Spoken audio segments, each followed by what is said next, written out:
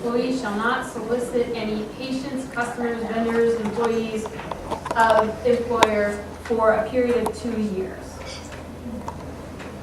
Okay, so that is, it's a bit of a gray area in that with regard to patients, okay, it's some people say non-solicitation isn't valid.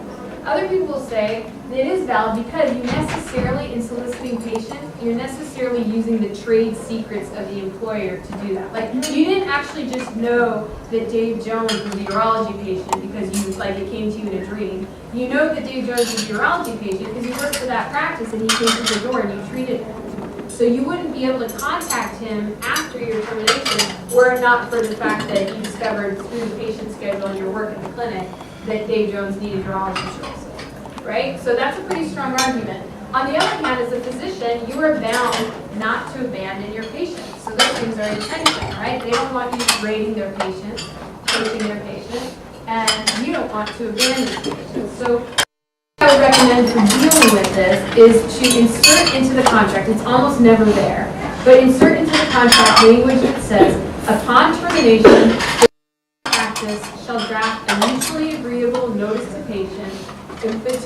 treated by physician, informing them of patients' change in status and contact information. So it's not going to be a solicitation. It's not going to say, come to my new practice, remove the cookies. But it'll just say, so-and-so left the practice, her current information is this, but she may be reached here. That should be kosher. Solicitation, on the other hand, is when you actually call them up and you say, come on down, just down the street, we've got a beautiful new location, I'd love to see you. Now you're in solicitation land, and assuming you're using trade secrets to do that, things could go badly for you. And this gets pretty contentious, especially in the sort of high dollar specialties, orthopedics. This stuff happens all the time, and I've dealt with some messy situations. So as far as employees go, again, employees in California can go wherever they want. So if the office manager from your former practice comes to you and says, I love working with you, where you go, I want to go, bring me with you, you're not soliciting that person, they're asking you for work. You can also inform them, hey, I'm moving down the street, I'm going to start there in a month. Not solicitation. I'm moving down the street, I'm going to start there in a month. Come, the benefits are awesome. Now you're in solicitation land. And again, it's not like a clear black and white issue, but if your former employer is litigious, like you could get into trouble. So the main thing to know about both with non-solicitation provisions is that the trade secrets issues are known. So things like patient lists, vendor lists, the terms of the plans of reimbursement from the insurance funds, all of those might be trade secrets, and you can't do that. So it's not actually as uncommon as you might think that physicians leaving a practice copy the schedule and take it with them, take a copy of the Christmas card list. Not allowed. Avoid. Okay, so moving on.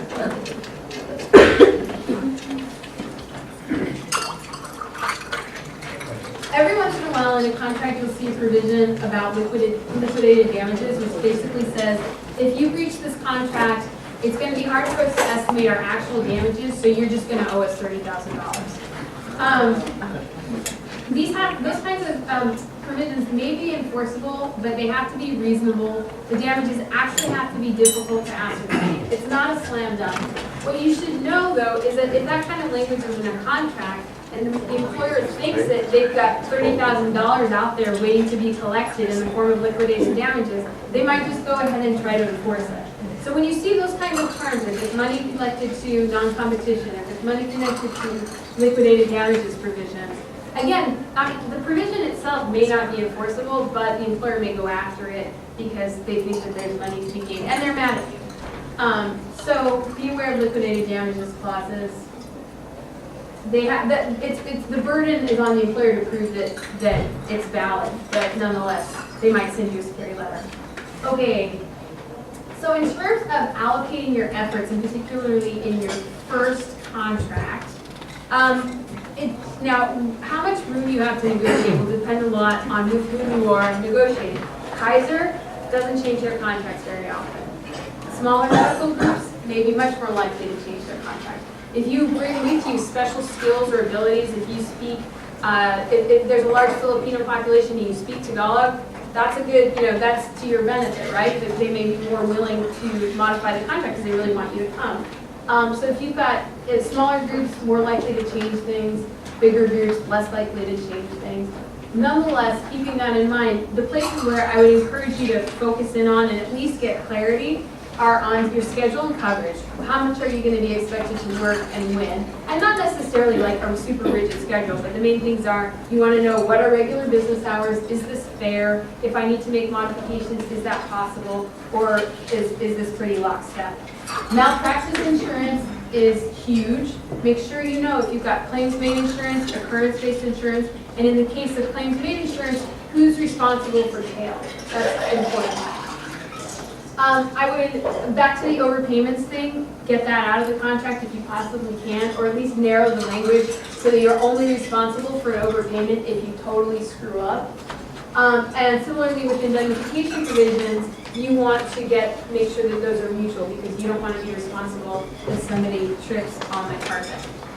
Now, if you are not able to negotiate everything you want, to get everything you want in your first contract, don't despair.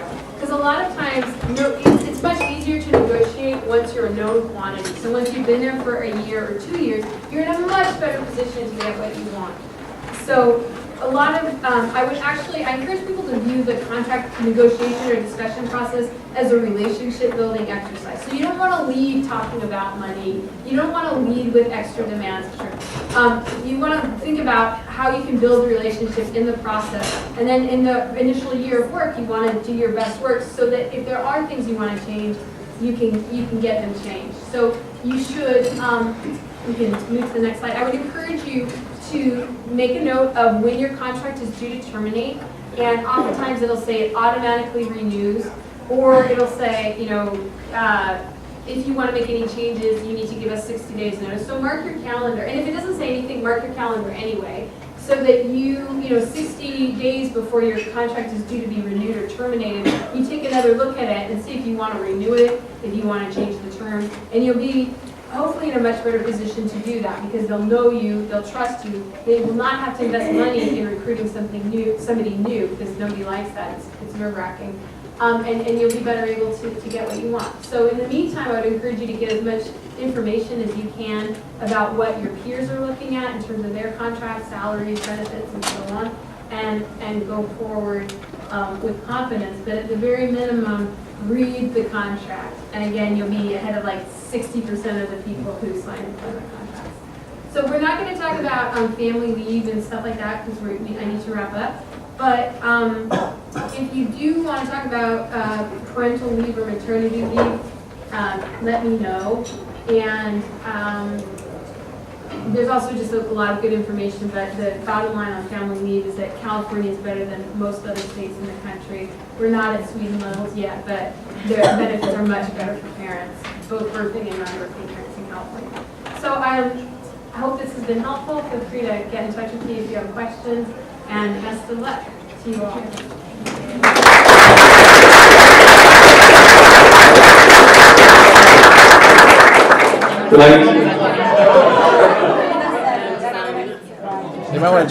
I'd like to announce our next speaker. This is Tyler L.Rivetti with Rivetti Financial. He's going to talk to us about disability insurance for those of us that are graduating this year. Can you guys hear me all right? If I just don't use this? We're all forks and knives going. Everyone hear me? Yeah. Okay.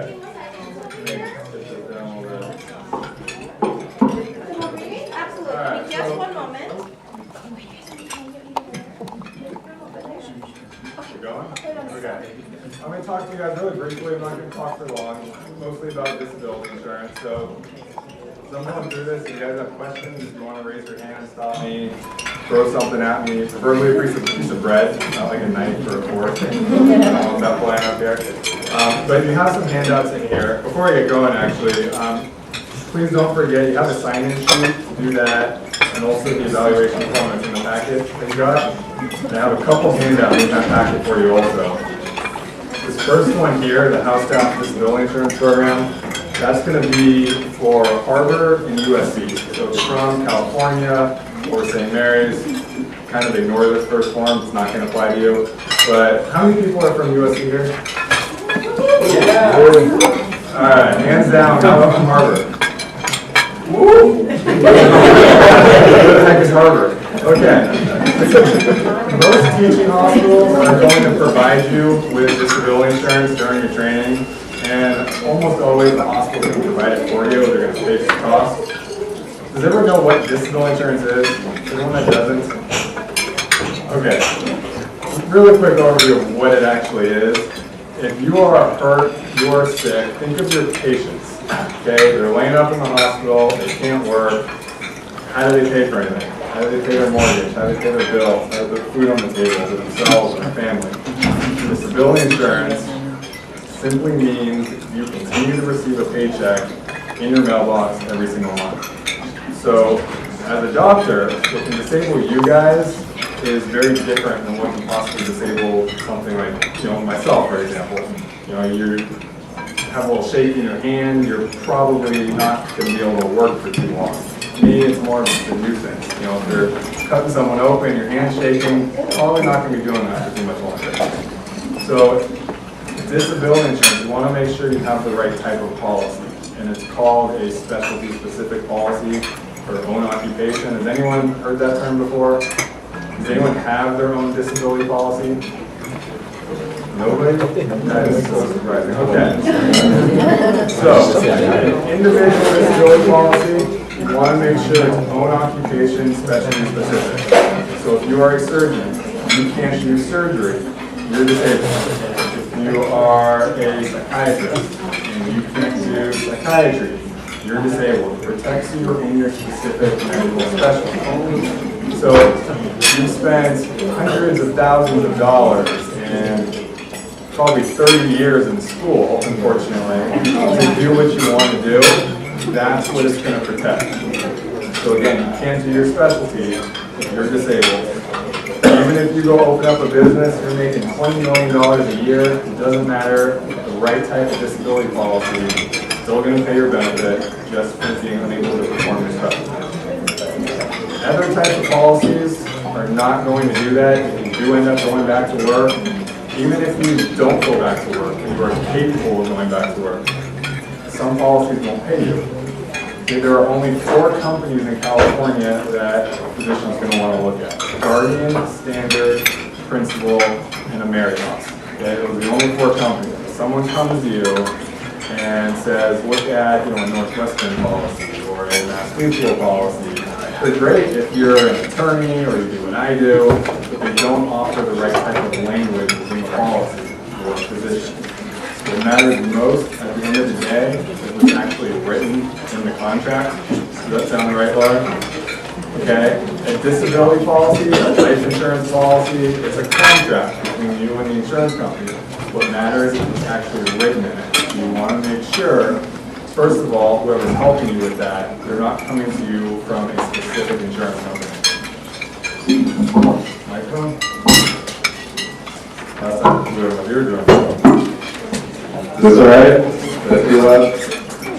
Could you repeat those 4 names? Yeah. 4 companies can be Guardian, Standard, whatever. You got Guardian and Standard, that's Principal, and Ameritas.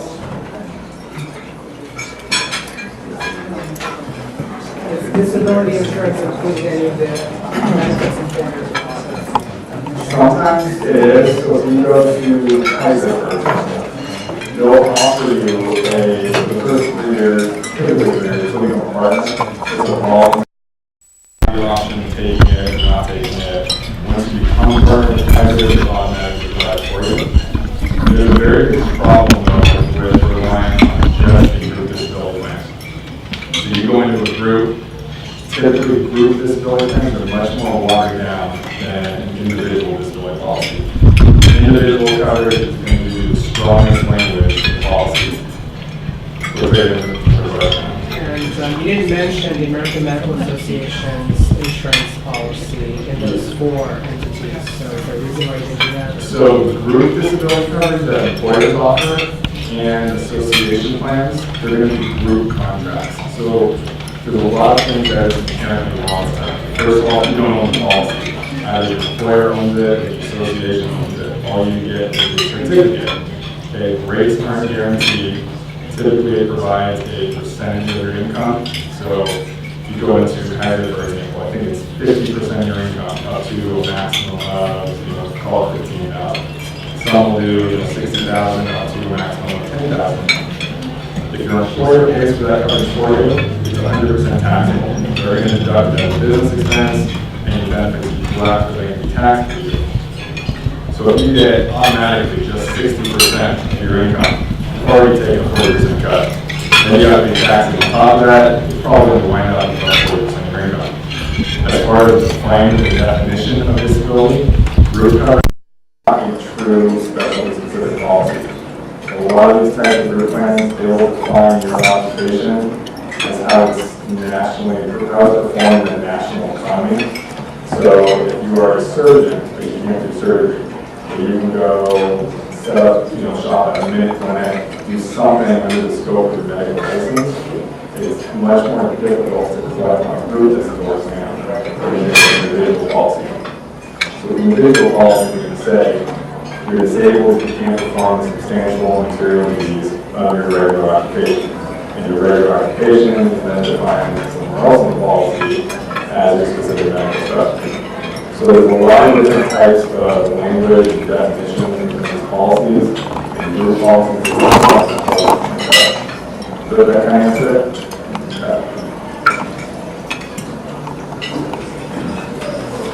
Alright, another thing right here. I'm going to kind of cover really specialty specific mentions that first thing on there, guaranteed standard issue. So, does anyone like the life insurance? No one raise their hand for disability insurance. I'm not going to ask for that. Anyone have life insurance? Okay. You're planning your job through your employers? Anyone have individual policy? Didn't get from employer? Okay, so you got to take a physical exam, go through all of that. Alright, same process as disability insurance. It's a pain in the butt to get, to be honest with you. Typically, I go through an application anywhere from 10, sometimes 30 pages. I all right medical history. I've never had this, and stuff, and do things. You gotta take a physical exam. You ask more health questions, height, weight, blood pressure, urine sample, blood sample. So you do B checks, you do prescription drug checks, they check absolutely everything. If there's anything in your medical history that pops up, you might have trouble getting insurance. Well, I use myself as an example all the time.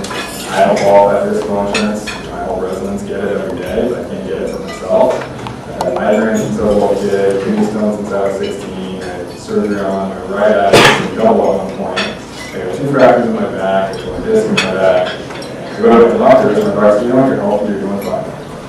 Go to the insurance company, figure out how to make an application, and only get lost. They won't let me do it. You have to get disability insurance while you are healthy and while you're young. The younger you are, the less expensive it is.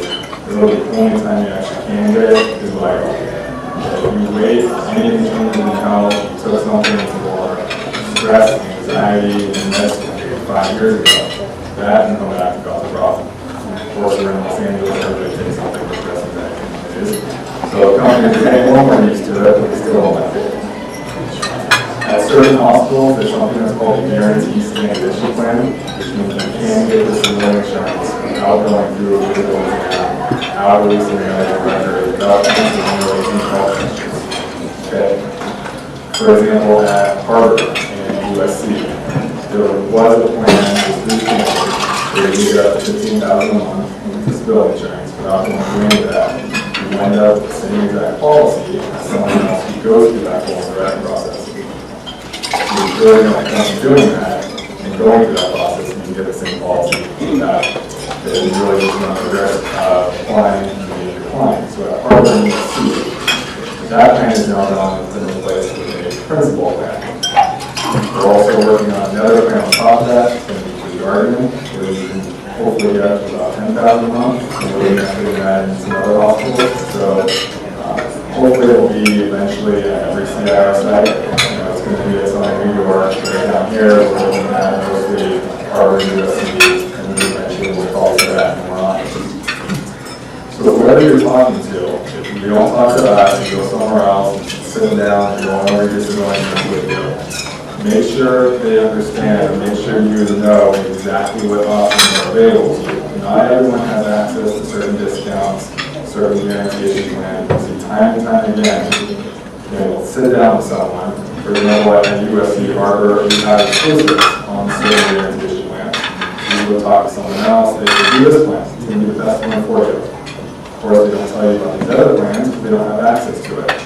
Once you apply to a certain company, if you are declined, or you have an exclusion on your policy, or you have her back, or they're not going to cover that back, you can say, use it. Once you do that, if you have a problem, you may not now be eligible for a guaranteed plan. So you basically just completely lost out on getting a disability policy. The other thing is make sure you get disability coverage throughout your residency, just for the simple fact that you get discounts. Just for being at a teaching hospital, you get a discount. For women, I'm going to get some very low percentages, I'm sorry. The normal rates for women are about 40% higher than the man's going to pay. And I got some very low, okay. Women are just disabled more frequently. They're worried about pregnancy complications. So you take woman in same age, same medical specialty, same health, woman's going to pay about 40% more. There's something that's called a gender neutral discount, which simply means women and men get the same discounted rate.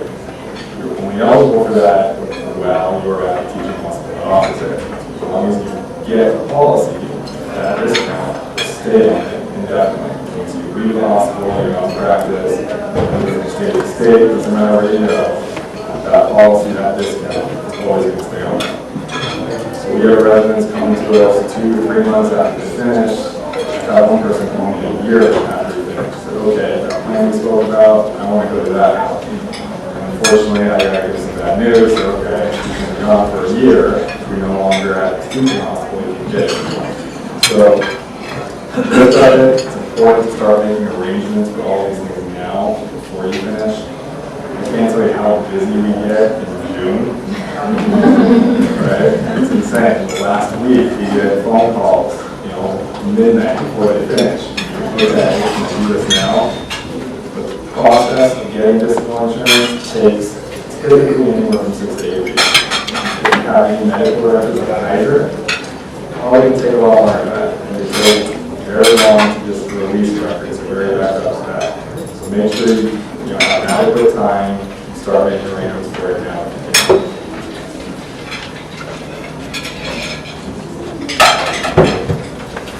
So when you say the teaching hospitals, like any CIR hospital, are eligible? Yeah, so it doesn't necessarily have to be a CIR hospital. CIR is other hospitals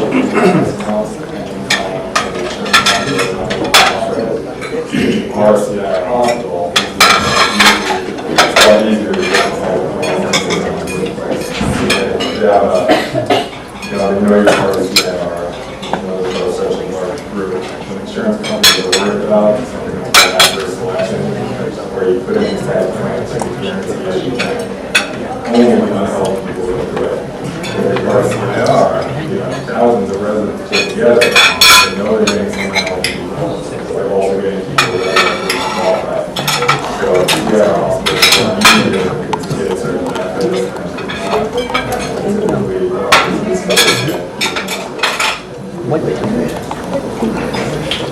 Last one record, quick checklist for you guys. Most, if not all, safety programs, and very few that can all screen it, give you a retirement plan. The U.S. and Harvard, for example, you're paying for a retirement plan. You're putting 4.5%, trying to give you 3%. You do not forget. So many residents will leave, move, they want to take their address, they don't want to get their account statements. It's no money sitting there. It's kind of lost at that point. So make sure when you leave, finish residency, you finish fellowship, take that money with you. Okay? You can roll it over into an IRA, traditional IRA, Roth IRA. You know, let's go over this conversation real quickly. The difference between a traditional and a Roth is just depending on how it's taxed. You pay taxes now, you pay taxes later. That's something we can discuss another time. So make sure you take that